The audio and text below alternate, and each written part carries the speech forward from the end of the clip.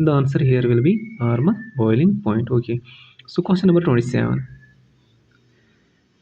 So the change of state from the change from solid state to vapor state without passing through the liquid state is called as. So question is totally clear. If you heat a substance, like if you are giving energy to a substance, it usually gets converted to liquid state. Then when the liquid is further heated, it gets converted to into vapor phase. So usually the from solid to liquid then to vapor phase. But if it happens in this way, that a solid gets converted into vapor phase directly, what should the process be called? Okay, vaporization, melting, boiling, sublimation. And the right answer is sublimation. You can clearly see, like yeah, sometimes the naphthalene balls and they get converted into vapor phase, and you can smell the scent from another corner of the same room. That's sublimation. All right, we have question number 28. The SI unit of latent heat is given by. So latent heat means the amount of heat that is usually required to convert a substance from solid phase to liquid phase at a constant temperature. So the answer should be joules per kg. It's like joules per kg, clearly, because latent heat is given by heat heat applied at per unit mass, that is Q by M. Okay, now we have question number 29. The latent heat for a solid to liquid state change is called as. So when a substance from solid to liquid, when a substance in a solid state gets converted into a liquid state, the heat applied for the same process is called as latent heat, latent heat of fusion, latent heat of vaporization, D none. And the answer is latent heat of fusion. Okay.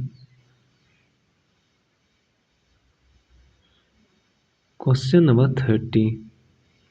So the latent heat for a liquid gas state change is called as latent heat, latent heat of fusion, latent heat of vaporization, or sorry, none of the above. So it's obviously when a liquid gets converted into a vapor phase at a constant temperature, the heat involved for the same is called latent heat of vaporization.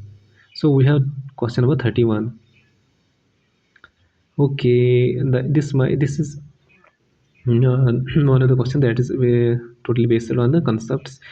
The transfer of heat between two adjacent parts of body due to their temperature difference is called as radiation, convection, conduction, or none. Clearly it is conduction. It's like when you are placing a rod, an iron rod, on a flame, you can feel the heat in your hand on the other side. That's heat flows from the end that's on the flame to the end that you are holding. That's called conduction. Okay. Question number 32. The SI unit of thermal conductivity is. So this is a very obvious question, like thermal conductivity unit. It is usually asked many times. I have seen it in I think few exams as well. So it's like heat energy transfer rate is equal to it's derived from, like that equation, heat transfer rate is equal to K, that is thermal conductivity, into area into temperature difference. and divided by length. So you can directly calculate the uh, unit of thermal conductivity from that equation.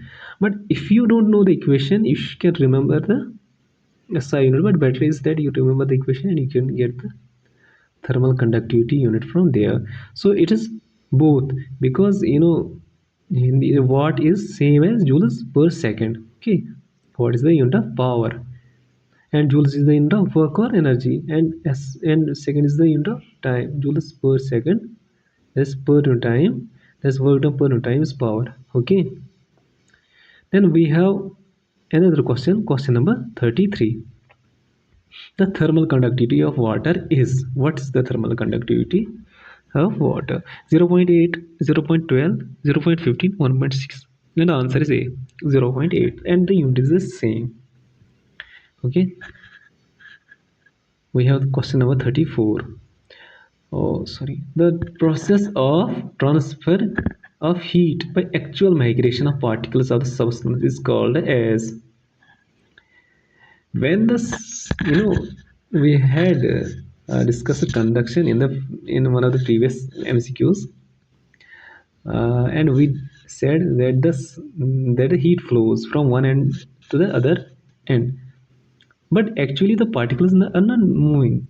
It's the energy that is flowing. Okay, but you have heard, you have must have heard the wind, how the wind is formed, how the air, how the warm air which is lighter rises up, and the colder air which is heavier comes down.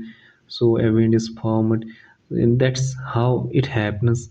Like, no, actually, the actually the air that is in contact with the hot surface of the earth receives that heat, becomes lighter, goes up. So this is like, directly the particles are carrying the heat. That's convection. That's called convection. Okay, convection is the process in which actual migration of particles happens. So it's like, they are actually carrying the heat to another person. Okay, 35, there's another particle I meant to say. 35, the heat transfer takes place without any medium is called as. So conduction, we had a rod, we discussed a rod. Okay, in the convection we said that there were particles, and in if you directly look at the options, we have discussed conduction, there was a medium. We have discussed convection, there was the particle movement. Now there is something there where there is nothing such. The only option remaining here is radiation, and heat transfer is just a transfer of heat. So heat transfer is a product term involving those above three options. But radiation means there is no actual medium for the same. It's like, electromagnetic wave, infrared radiations. If you remember, recollect those things that you have already studied, or you have a bit a small idea, you can clearly mark out the radiation from the options. It's like sometimes you don't need to study, you don't need to know everything, because sometimes there are options that will help you to answer a question. Okay, so radiation is the correct answer. All right, we have question number 36. The energy transferred by electromagnetic waves is called, what is the energy named when it is transferred by electromagnetic waves? Heat energy, radiation, radiant energy, or none? So here radiant energy is the answer. Okay, we have question number 37. Even if you ask this question to a kid who is in 8th grade, I believe that he will be able to answer this question. The speed of electromagnetic waves in vacuum is 3 into 10 raised power minus 8 meter per second. So 3 into 10 raised power minus 8 will become a very small speed. That is not possible. 3 into 10 is, sorry, 3 into 108. That is, it's like, yeah, there is a small mistake here. We have option B, 3 into 10 raised power 8 meter per second, and we have option C, 3 into 10 raised power minus 9, 3 meter. Options are telling us the right answer. The question is about electromagnetic waves, and light is a form of electromagnetic wave. So it should be very fast. So 3 in 10 per meter, 10 per 8 meter per second. That looks 10 per 108. It's not 108. It's 10 per 8. Okay. All right. Question number 38. The electromagnetic radiation emitted by body by virtue of its temperature is called as nuclear radiation, heat radiation, thermal radiation. D. None. There is visible concept that's temperature. So it is thermal. Option C. Question number 39. The product of wavelength, okay, for which energy is decreasing highly with increasing temperature, and temperature is called as. So wavelength comes in here. Boyle's law deals with pressure and volume. Church's law deals with volume and temperature, and the only option left is Venus displacement law. So if you can clearly, if you studied, have a rough idea of Venus displacement law, you can clearly answer this question. All right. Question number 40. The numerical value of Venus constant is. What is the numerical value? Okay. 2 into 10 raised power minus 3 meter Kelvin.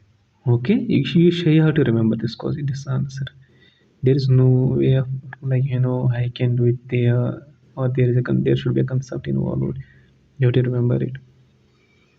It's a constant. So okay, we have another constant, very important. Both of these are very important, and they are likely to be asked in an exam. If it is in syllabus, it is, I guess. So you should remember both of these constants. Stephen Boltzmann's constant has the value in SI not as. All right. A, B, C, or D. I don't need to remember to read all these options. Is the B option is the correct option. Case stands for -8 should be there. All right. For a perfect radiator emissivity, E is. For perfect, it should be 1. Okay. Emissivity. Okay. And the question number 43 is, the net result in heating up of Earth's surface and atmosphere is called as. It's clearly acid. It's not acid rain. It should be greenhouse effect. Okay. Question number 44. Without greenhouse effect, the temperature of the Earth would have been. If there was no greenhouse effect, what should have been the temperature of the Earth's -18? Okay. All right. We have question number 45. The greenhouse gases are CO2, carbon dioxide, methane, or dinitrogen oxide. All are the answer. All right. Thank you, guys. These are totally basic questions. If you can do, these are around 20 questions. If you can do 18, you are a very you have a good knowledge about properties of matter. If you do 15, you still are, but below 15, you need to uh, work a bit harder. And yes, hopefully you will make it. Thank you. If you like, if you like the video, do like. If you don't, you can dislike as well. Thank you. Take care. Bye.